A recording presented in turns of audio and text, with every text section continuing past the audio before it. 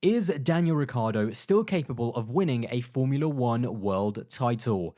Just a few years ago, that would almost seem like a ridiculous question to ask, as he was the up-and-coming superstar in Formula One, just destined to be a world champion. But after the last couple of years and the emergence of more and more incredible talents, is Ricciardo on the clock and running out of time to win a championship, or has his time come and gone as he becomes yet another casualty of bad timing by getting left behind by Formula One's next generation? Hey guys, what's going on? My name is Aldas, and in this video we're going to be talking about Daniel Ricciardo and whether or not he can still be a future world champion. Now guys, don't forget, if you do enjoy my content, then don't forget to drop a like, smash that subscribe button to support the channel, and also don't forget to check out my social medias. Instagram and Twitter will be above. But guys, let's get into this one. Now, this has been in my head, honestly, for at least the last 12 months, and I thought this would not only be a great time to make this video and give my thoughts, but also get the thoughts of you guys out there as well. So a few days ago, I decided to send out a question out to my followers over on Twitter about this exact topic. And by the way, if you're not following me over on Twitter, my handle is in the top right hand corner of the screen. Shameless plug over. But anyway, the level of response was absolutely stunning, with over 100 comments and over 170 likes as well. So yeah, thank you to everyone that commented. And in general, the response was actually quite varied, which was quite surprising to me. Although most thought Ricciardo is still capable of winning a world championship, there was also a big minority that went the opposite way. And in the end, it was probably about 60-40 in favor of Ricciardo still being able to grab that championship W against the current crop of drivers. So when we talk about whether or not a driver could win a world championship in the future, we have to look at two key aspects, which is number one, their driving ability, and number two, the car that they are either in or could potentially be in the future. So in terms of driving ability, despite the fact that Ricciardo in 2019 was relegated to driving in the midfield in the Renault, by of course his own choice, let's not forget that, to me that didn't take any of the shine off his incredible talent, because we know what he's about, we know what he's capable of, and we've seen what he is able to do on track, and his history in Formula One, and his talent and his flair, and the excitement that he brings when we watch Daniel Ricciardo have some incredible battles, have some incredible overtakes, the late braking ability that he just has a talent, and that has still not gone away even in 2019 after his season in the midfield with Renault. And we also have to remember that he has been up against some really stiff competition with the likes of Sebastian Vettel, Max Verstappen, and Nico Hülkenberg. So to me, he is still undoubtedly one of the greatest overtakers in F1, certainly one of the most exciting drivers of my generation, and even in 2019 he proved to me at least that he has definitely still got it. Now, I also must say that I realized towards the end of 2019, when I was really breaking down the numbers, just looking at the season as a whole, just how underrated his performance was. I mean, he came into the team, obviously a brand new environment for him. He had spent so much time at Red Bull and in the Red Bull family. In fact, he spent his entire Formula One career in the Red Bull family. And in his first season, he both outscored and outqualified one of the best and most established drivers on the grid in Nico Hülkenberg, which I think to me definitely showed that he is still a class driver. And also when you consider the fact that at the start of the season it took him a few races to get used to the car, and especially its braking characteristics, he was a little bit uncomfortable there, and it did take him a few races to get settled in. Looking at him towards the end of the season, he was undeniably, in my opinion, still one of the best in the midfield. So as I've made clear, I do still think that Daniel Ricciardo still has the skills and the speed and the capability, but how does Ricciardo compare to the best drivers up top at the moment, like the likes of Hamilton and Leclerc? Now, obviously, it's very difficult to make comparisons with both of these drivers because he never really battled Hamilton for a title, and Leclerc, of course, came into Ferrari in 2019 when Daniel Ricciardo went to the midfield. So the best comparison we can make, and this is a very important comparison, because if we're talking about Daniel Ricciardo actually being a world champion in the future, he's going to have to go up against the very best. So let's take a look at him versus Max Verstappen, and let's just take a look at their time together. Now, I'm going to throw a few stats your way, guys, but there's two very big caveats I want to say, which is number one, I'm only comparing their two full seasons together in 2017 and 2018, because I thought it would be a little bit unfair to throw Max Verstappen in 2016 when he came into the team and obviously was still getting used to the team. So I'm only going to compare their two full seasons. And the second one, and the most important one, and I'm saying this from the start, I know that Max is a better driver now than he was back then, but I still think that this is a very relevant comparison if we're going to discuss Daniel Ricciardo still being able to win a world championship.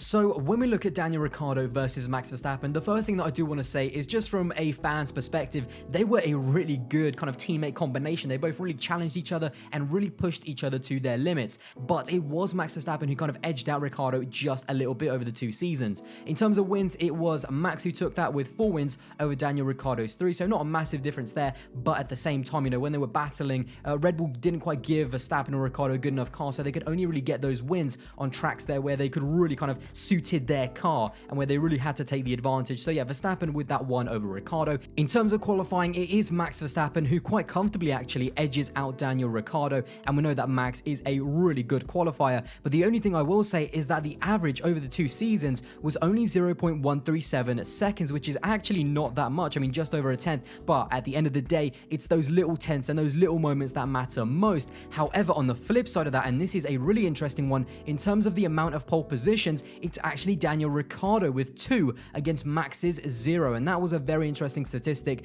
It was clear that perhaps Daniel Ricciardo, just at those really big kind of moments where he needed to perform, he really did come through, while Max Verstappen, certainly at Monaco, just didn't quite work out for him when he was up against Daniel Ricciardo. So yeah, I thought that was quite interesting to see, obviously, kind of Max have that really healthy advantage in qualifying, but not be able to get any pole positions over his teammate. And also in terms of the points, it is also Max who has the advantage there on 417 to compare to Daniel Ricciardo's 370. Now, that's all well and good, and there's no doubt that Max Verstappen perhaps just had the edge over Daniel Ricciardo, although, as I've said, it was such a great partnership. They were super close, and it also got a little bit fiery, but we do love to see that, there's no doubt about it. But there's one more statistic that I have to throw in there, and it's something that just almost defined the last 2 seasons for Ricciardo at Red Bull, and that is reliability issues. Now, the amount of reliability-related DNFs, when you compare Verstappen to Ricciardo, is actually quite amazing. Max Verstappen has 6 reliability-related DNFs over those 2 years, while Daniel Ricciardo has 11 reliability-related DNFs, almost double the amount of Verstappen, which is quite crazy because when I researched this, I literally could not believe it. That literally means that Daniel Ricciardo broke down in basically 1 in every 4 races he had in those 2-year periods. So yeah, I'm not trying to take away any credibility to Verstappen. He definitely was perhaps the better driver just over those 2 years. But yeah, Daniel Ricciardo certainly had some ridiculously bad luck in those 2 years. So if we kind of assume that Daniel Ricciardo was a really good match up against Max Verstappen, what is Daniel Ricciardo's weaknesses? Because he's not a perfect driver. There's a very good reason why he was beaten by Verstappen and beaten also by Kvyat in 2015. Let's not forget that. I think consistency is certainly one of them. When he does have a good car, sometimes he does struggle to really go on a good run of podiums and high finishing positions. Although perhaps, we never really, again, reliability could also be a factor. It really kind of depends what kind of car he has and what kind of run he can really go on to. Qualifying speed is also another. He did a really good job against Vettel, but against Verstappen, that is a pretty bad qualifying record up against someone like Max. And again, if we consider Max to be a future world champion, which I definitely do, you have to look at Ricciardo and say that in qualifying, he did not quite match up. Now, one thing that was quite interesting in my Twitter poll, and I talked to this about with Cranky Yankee, of course, Nick, he has a great YouTube channel, I'm sure you guys are subscribed to him, is pressure. Now, Nick made the point that perhaps Daniel Ricciardo is not a great pressure driver and that he has made mistakes and crashed under pressure. Now, I actually disagreed with this, and we had a really good debate, and I definitely need to get him on the channel, by the way. Absolutely, that's a massive goal for me in the next few weeks. But the point I made is that I don't think we've truly seen Daniel Ricciardo under pressure, and not real pressure in terms of what I consider it to be, which is fighting for a title, leading the team, and being that one guy that everyone just depends on you. And it's something that we have not seen Daniel Ricciardo do. We haven't seen him under that real high pressure environment that you're in when you're fighting for the title. So whilst I don't think he's a bad pressure driver, it's not something that we've seen from him, and it's something that he still, to me at least, he would still need to prove that he is good under pressure. We've seen people like, of course, Sebastian Vettel crumble under the title pressure of fighting against Lewis Hamilton. We've seen people like Max Verstappen rise to the pressure of being the team leader in Red Bull in 2019. So yeah, certainly for Ricciardo, how good is he under pressure and how would he handle a title fight is something that we still haven't had answered. So I think I've covered the driving aspect of Daniel Ricciardo quite well. Of course, there is so much more I could go into, but I don't want to make the video too long. The second thing that I do want to talk about, and the second aspect of can he be a future world champion, and maybe the more crucial one is, will he ever get the opportunity to be in a car that is capable of at least fighting for a title? Now, this is obviously a crucial part because Formula One, shockingly to most people, is a team sport, and you need to be both a very capable driver and have a good team behind you to be able to challenge challenge for the title. And it's something that Red Bull weren't able to do with Ricciardo in the car because they never turned up with a package that could actually compete with either Mercedes or even Ferrari in quite a few of the years. So looking at his current situation with Renault, that's the easiest one to start with. Do I think he'll be able to challenge for the title in that team? Now, first of all, I don't think he's going to be able to do it in the next 2 years, both in 2020 and in 2021. And I think Renault are banking on those 2022 rule changes. However, the problem is, and I've felt this for actually a long time, is that Renault in 22, although it is a great kind of opportunity and it is a blank slate for all of the teams, it's not just something that is about nailing the aero side of the new regs, but it's also about the engine side and creating a great overall package. And when you look at Renault over the last year, not just as a team, but also as an engine supplier, they've had still numerous reliability problems with their power unit, even after 6 years in the turbo hybrid era. I mean, as we saw in 2019, both of the Renaults had problems quite a few times, like the double retirement in Bahrain, and also for McLaren, who of course they supply a power unit to, with Norris also having a few power unit related issues throughout the season. So yeah, winning a title with Renault I think is unlikely. So what's Ricciardo's chances of getting a drive in one of the other teams? Well, 2020 was kind of supposed to be this crazy year in the driver market, as not only were there new regs on the horizon, but also numerous drivers in top teams running out of contract. And, you know, no doubt 2020 has been crazy for a whole different other reason, but the sting was kind of taken out of the driver market after, of course, both Leclerc and Verstappen signed long-term deals very early on with their respective teams, but that still leaves multiple big seats in the big teams for 2020, with Mercedes, Ferrari and Red Bull all still having seats available.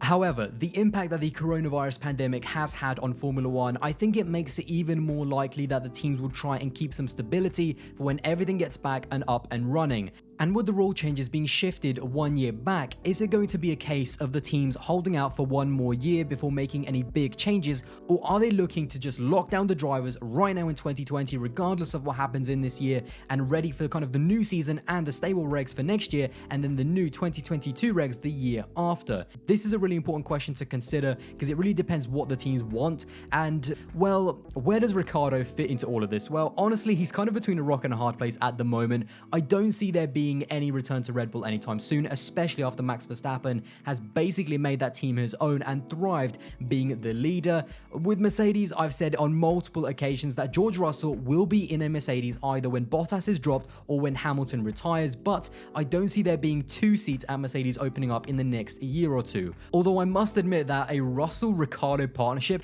that has good vibes all over it, and I think it's actually a pretty tasty proposition.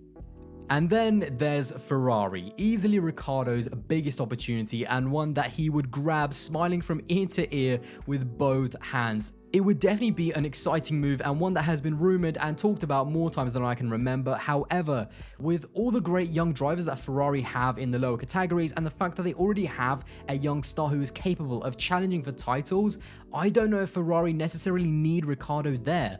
But at the same time, I must admit, the fireworks that they had in 2019 between Leclerc and Vettel will only continue and get bigger, especially if they fight for a title. So maybe Ricciardo in Ferrari with Leclerc is the perfect addition, not only to be obviously a great driver for Ferrari, but also one that can give Charles Leclerc a really good run for his money and also create a more harmonious environment within the team that can maybe just calm things down a little bit.